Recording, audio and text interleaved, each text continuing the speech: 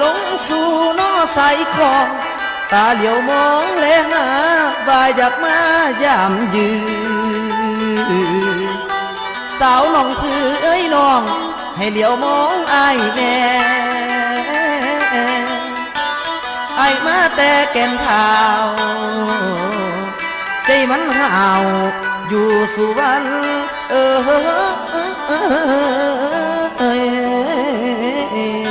คนงาม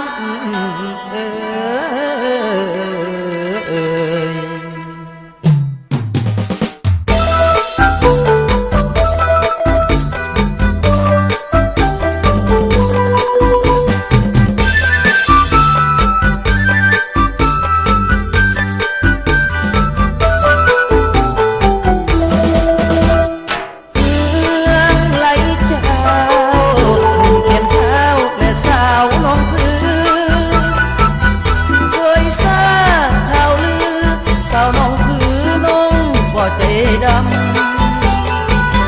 ยังอายจากจนหน้ามนบอกเคยลืมคำเที่ยวไปหาทุกเศร้าคำต้องบ่ลืมคำอายเลยคนดีอายนี่มานั่งเหงาห้อยนั่งใจลอยเบิ่งสายนาทีมึงตาได้แต่เพียงนิดนีเบิ่งสายนาทีบ่เต็มหน่วยตามองดูป่าเนคาไล่พันสู่เอ้ยสู่ต่างบ้านบ้านเปิดไอห่วงหาห่วงเวลาน้องผู้อยู่แดนไกลอยู่ดินไทยน้องคือจงได้คือความเบาได้มาพบเขาส่วงเมื่อแก่นเท้าน้องคือเคยได้จับมือคือแขนผูกหักสองเขาตายสุดดีใจที่อายได้มาพบเจ้าขอให้ความหักสองเขายืนยาวตลอด4 วันสายเหิงกัน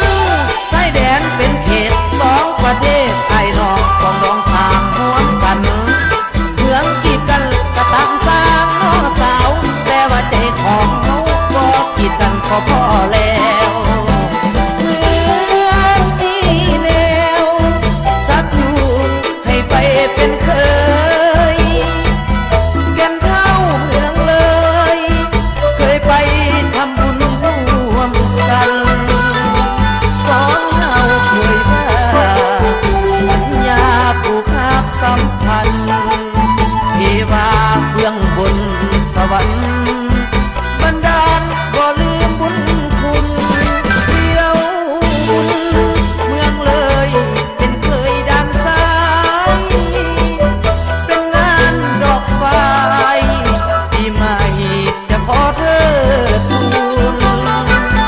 ให้รักสองเฮาสมปองอย่าได้เครื่องบุญฮักเอาอย่าได้เสื่อมสูญจะขอเธอทูลเทศกาลลาวไทยเมื่อเป็นไผสู่ดินลาวน้ำไอรอขอแต่นางหักแท้บ่แพ้เปลี่ยนใจ